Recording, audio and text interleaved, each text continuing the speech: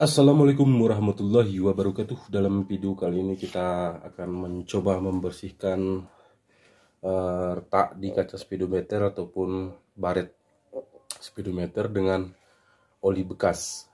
Ini oli bekas, kita lumuri terus.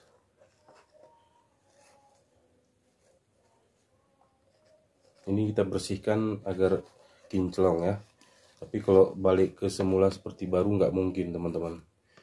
Ini diakibatkan karena sering terkena panas ya, motor kita sering terkena panas sehingga kaca speedometer ini retak-retak seperti ini dia ya.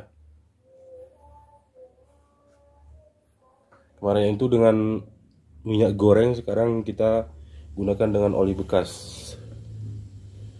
Ini setelah disapu secara merata, itu diusahakan tunggu sampai dengan 5 menit ya, agar oli-olinya itu menyerap ke celah-celah retak ini, ke celah-celah baret ini ya. Silahkan tunggu 5 menit.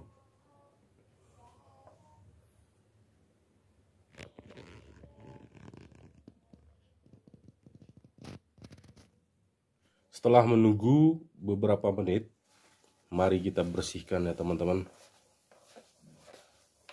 Dan lihat hasilnya, sangat luar biasa bro. Tapi kalau tidak memuaskan hasilnya, itu silahkan kalian lumuri dan tunggu sampai dengan 5 jam ataupun 10 jam. Jika kita lumuri malam, maka dibersihkannya itu pada pagi hari saja teman-teman ya. Nah, beginilah hasilnya, sangat luar biasa ya, dan lumayan bersih.